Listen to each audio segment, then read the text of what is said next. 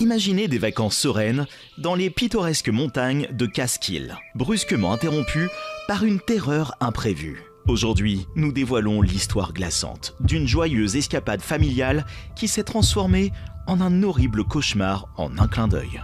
Les victimes de cette histoire tragique, un ours noir curieux et un bébé innocent nommé Esther Schwimmer. Cette histoire ne manquera pas de vous émouvoir et vous ne voudrez pas en manquer une seule seconde. Préparez-vous à plonger dans cette histoire de Ça fait mal. Bienvenue et préparez-vous à l'inattendu. Août 2002, les Schwimmers de Brooklyn, New York, se préparent pour leur voyage familial habituel.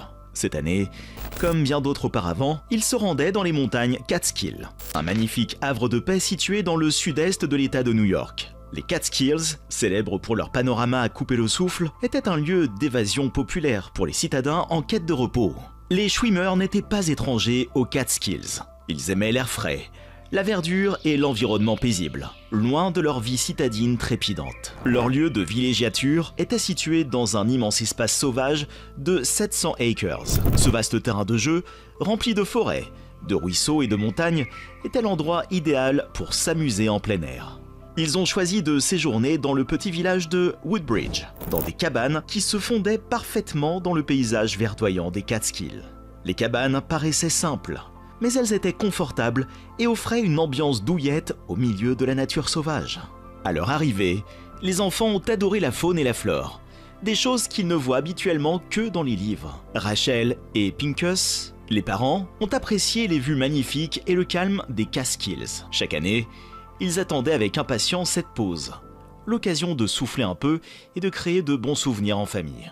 Mais ils ne se doutaient pas que cette année, leur voyage serait tout sauf habituel. En arrivant dans le cadre bucolique de Woodbridge, la famille Schwimmer a été accueillie par une collection de chalets d'été d'époque. Ils étaient peut-être un peu abîmés par le temps, mais cela n'avait pas d'importance pour la famille. À leurs yeux, les cottages respiraient le charme, et la sérénité de l'étendue rurale était un changement bienvenu par rapport au paysage urbain cacophonique auquel ils étaient habitués. Rachel et Pincus s'affairent à tout déballer et installer leur résidence temporaire. Les enfants, quant à eux, ne pouvaient contenir leur excitation. Ils se sont emparés de l'immense verdure comme s'il s'agissait de leur terrain de jeu personnel. Bébé Esther, quant à elle, semblait prête à faire une sieste. Rachel l'a donc émaillotée dans une couverture et l'a doucement bercée dans la poussette jusqu'à ce que ses paupières se ferment. Une fois la petite endormie, Rachel décide de laisser la poussette sous le porche. Ainsi, elle peut garder un œil protecteur sur elle tout en surveillant les activités des enfants plus âgés sur la pelouse.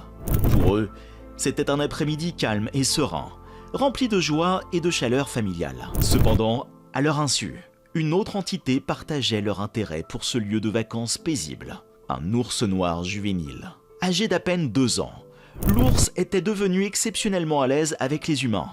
Au fil du temps, il avait appris que la présence humaine était souvent synonyme de repas facile, ce qui le rendait impatient de s'approcher de leur habitation. Alors que la famille profitait de son après-midi tranquille, sa présence sans méfiance attirait tranquillement un invité indésirable. Ils étaient loin de se douter que leurs vacances familiales idylliques étaient sur le point de se transformer en une rencontre inattendue et pleine d'adrénaline. Ce qui devait être un après-midi de plaisir et débat pour la famille Schwimmer a soudain pris une tournure terrifiante. Rachel et ses 2 enfants plus âgés étaient complètement absorbés par leur jeu dans la cour, leur rire résonnant dans l'air. À leur insu, un jeune ours noir se rapprochait, attiré par des odeurs et des sons étranges mais intrigants. Une odeur curieuse éveille l'intérêt de l'ours. C'est une odeur inconnue qui l'a poussé à approfondir ses recherches. La source était la petite Esther, confortablement installée dans sa poussette, paisiblement inconsciente du drame qui était sur le point de se produire. L'ours, attiré par cette nouvelle odeur, se dirigea vers elle. Ses mouvements n'étaient pas sans but. Ils étaient plutôt animés d'une étrange intention. Tout à coup, un cri glacial a transpercé la tranquillité de l'après-midi. « Ours !»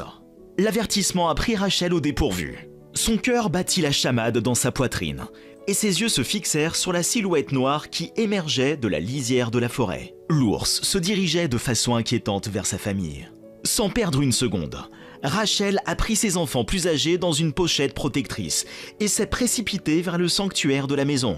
Une fois à l'intérieur, alors qu'elle s'assure de la sécurité de ses enfants plus âgés, elle prend conscience d'une réalité qui lui fait froid dans le dos.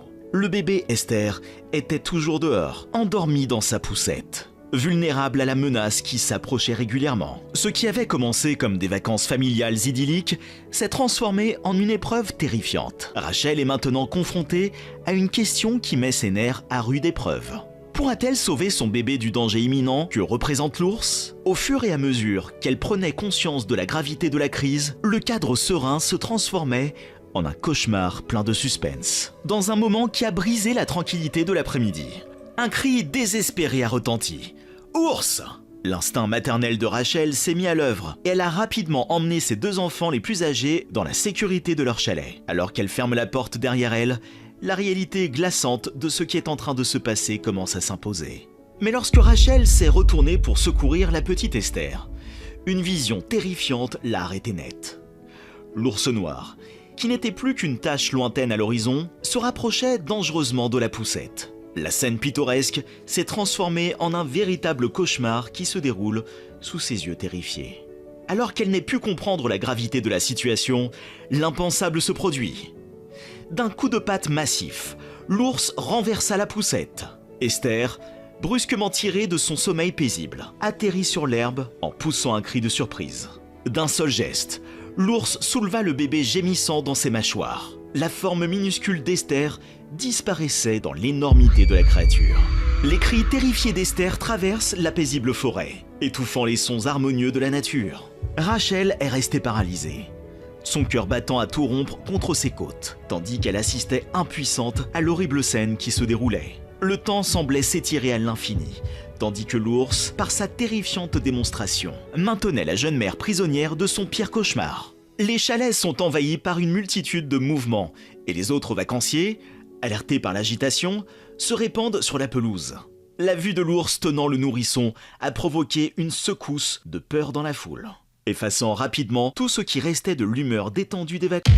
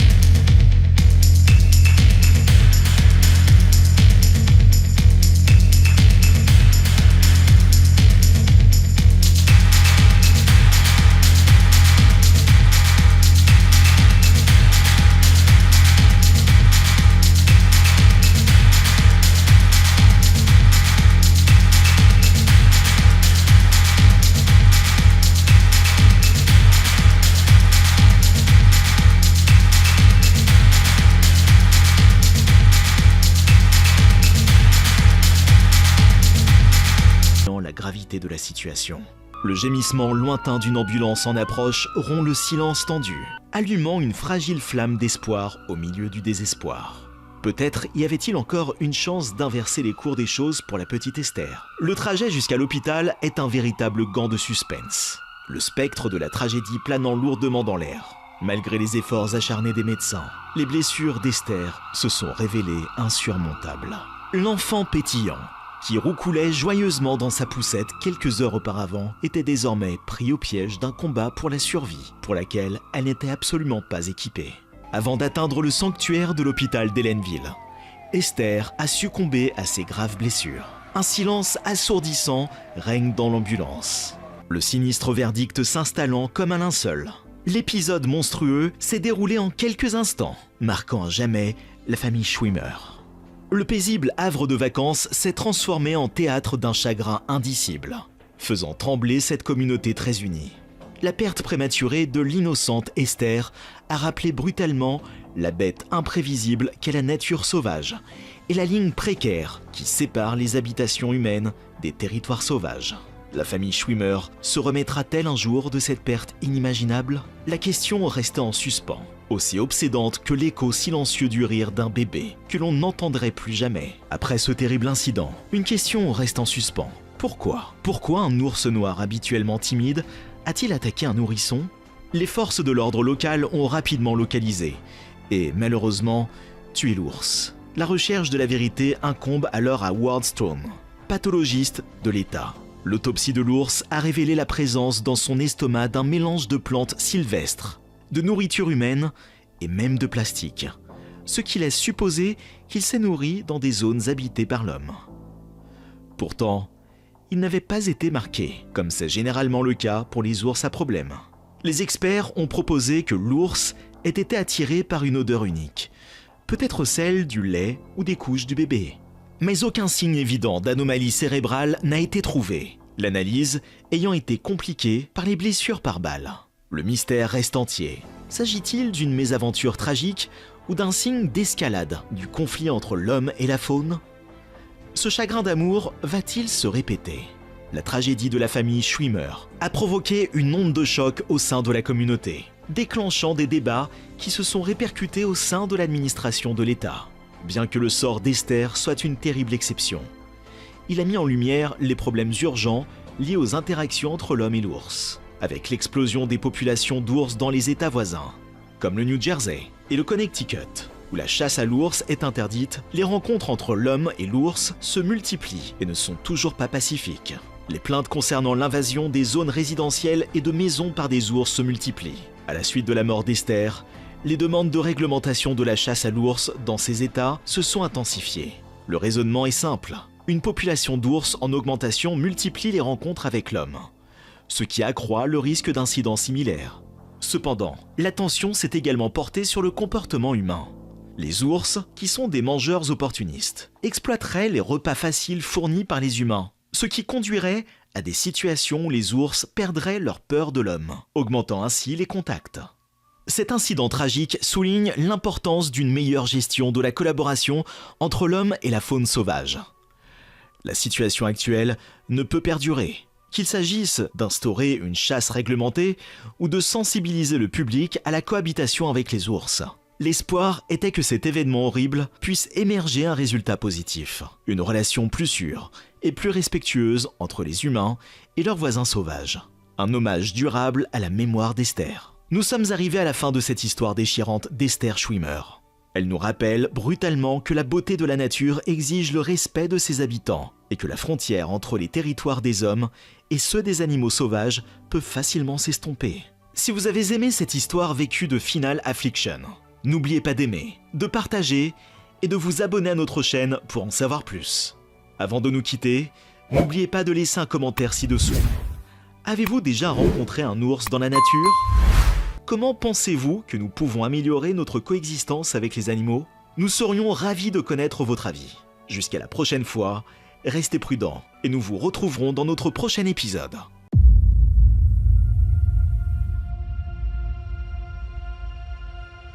Dans les vastes étendues obsédantes de l'Arctique, un endroit où d'interminables couches de neige recouvrent la Terre et où de puissants ours polaires se promènent en toute liberté. Les mystères et les récits de la vie sauvage sont souvent chuchotés par les vents glacés. Mais il y a une histoire qui traverse ce silence glacé, qui résonne des battements de cœur de l'aventure, qui est ponctuée par des moments de tragédie brute et qui, en fin de compte, s'élève en tant qu'héritage durable. Préparez-vous, car aujourd'hui, nous soulevons le voile glacé pour révéler un récit qui mêle l'homme, la bête et la nature dans sa forme la plus primitive.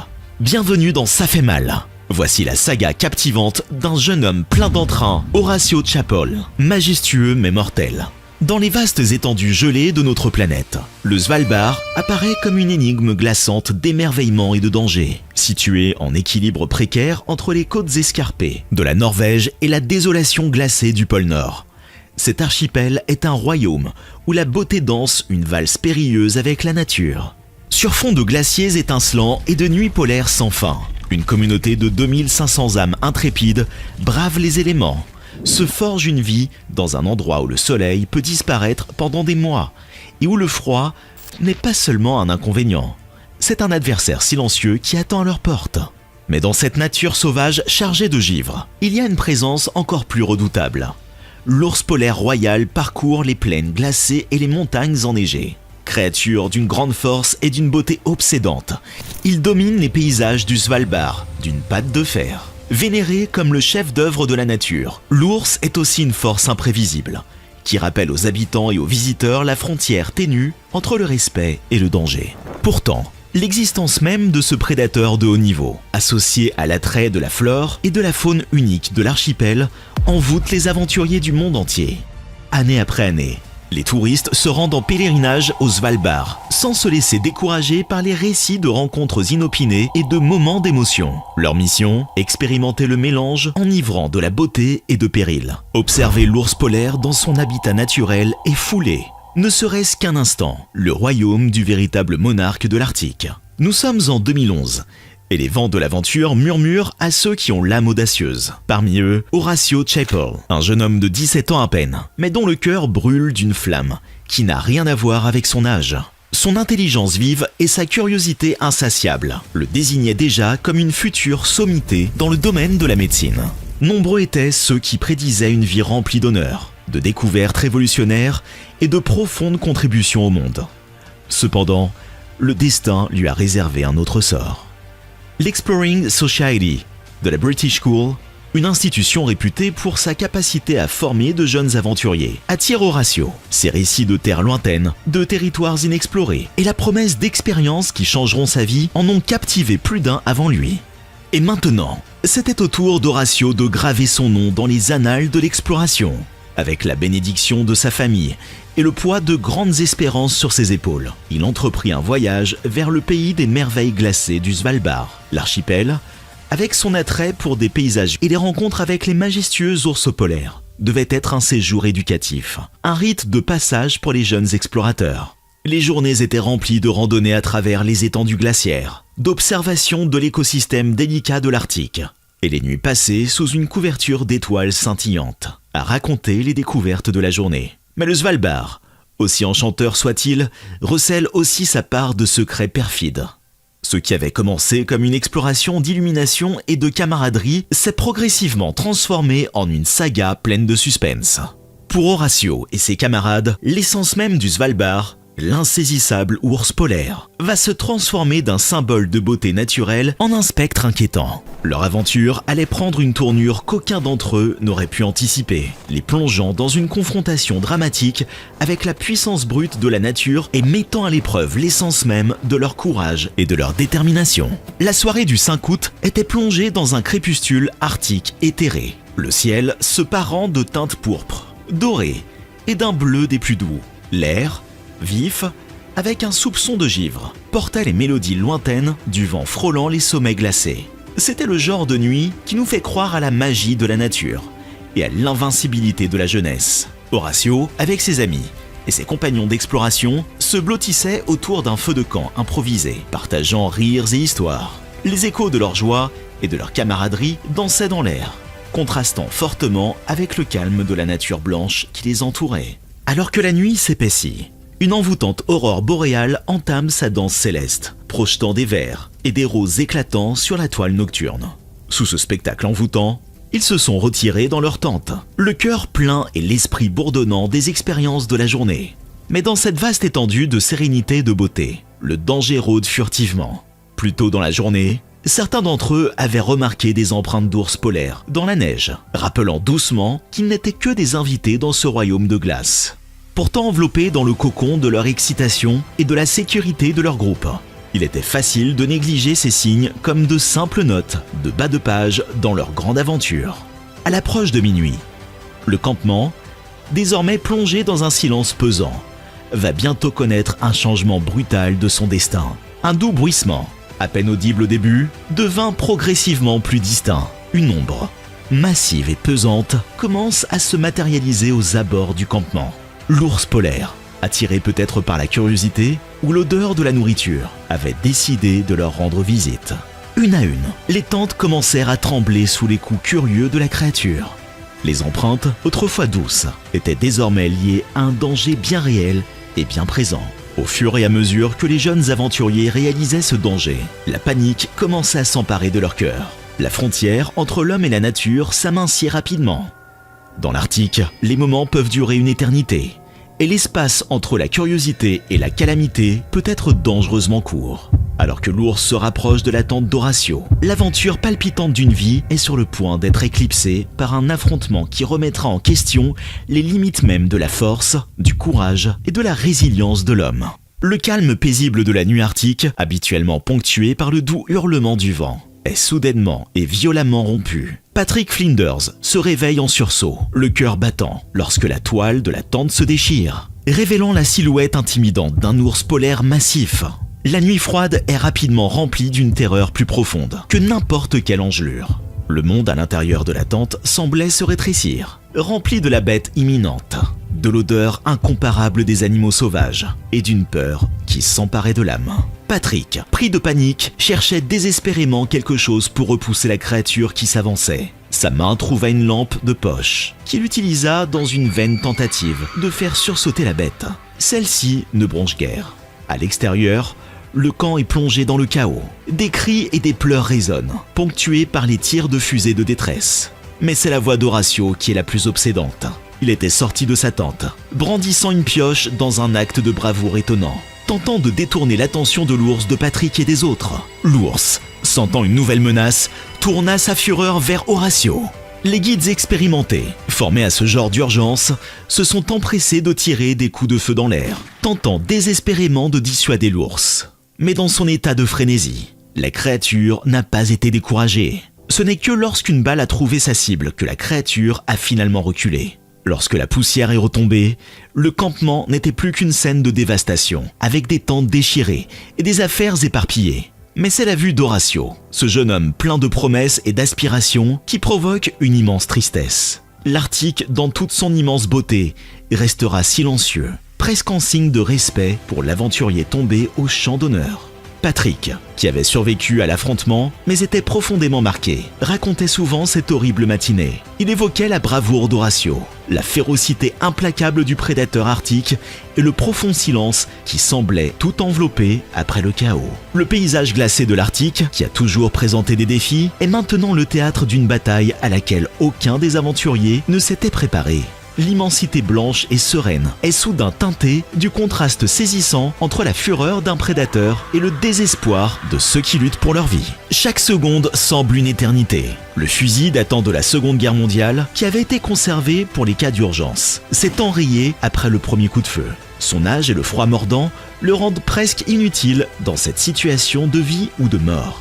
La panique gagne le groupe, mais ils ne peuvent pas se permettre d'y succomber. Sarah, une géologue qui n'a pas reçu d'entraînement formel au combat, est devenue une héroïne improbable. À l'aide de son pic à glace, elle s'est approchée de l'ours par le côté, dans le but de détourner son attention. Sa bravoure a inspiré d'autres personnes.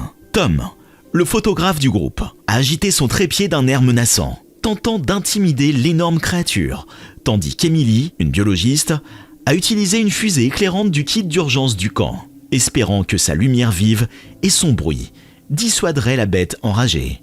Horatio, même dans son état désespéré, fait preuve d'une immense force de caractère. Il exhorte ses amis à s'éloigner, à se mettre à l'abri, alors même qu'il est aux prises avec la créature qui semble vouloir tout détruire.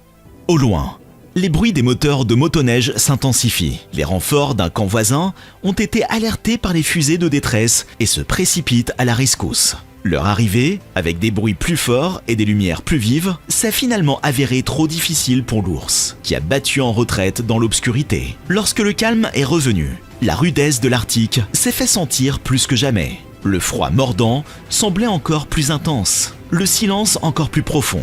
Les larmes ont gelé sur les joues et les mots ont été difficiles à trouver.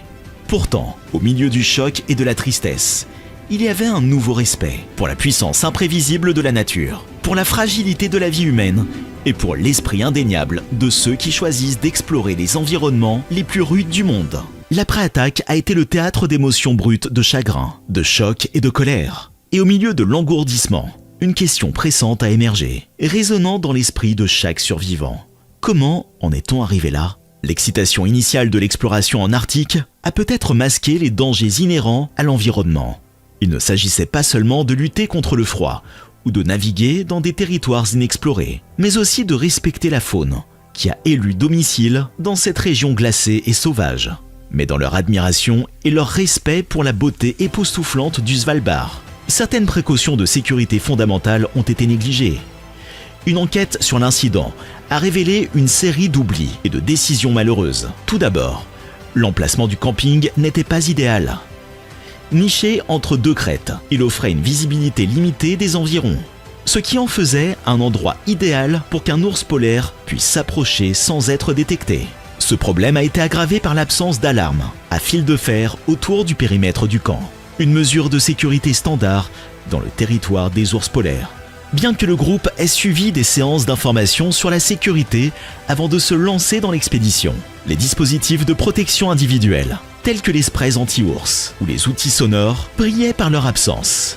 Rétrospectivement, leur confiance dans le fusil de l'époque, comme seule ligne de défense, s'est révélée être une grave erreur de calcul. Ces ratés n'ont fait qu'ajouter à la série d'événements malheureux. Mais s'il avait fonctionné, un seul fusil aurait-il suffi ? En outre, une analyse a révélé que l'ours polaire qui avait attaqué le camp était en sous-poids, ce qui indiquait qu'il était peut-être mort de faim. Cela a soulevé une autre question urgente.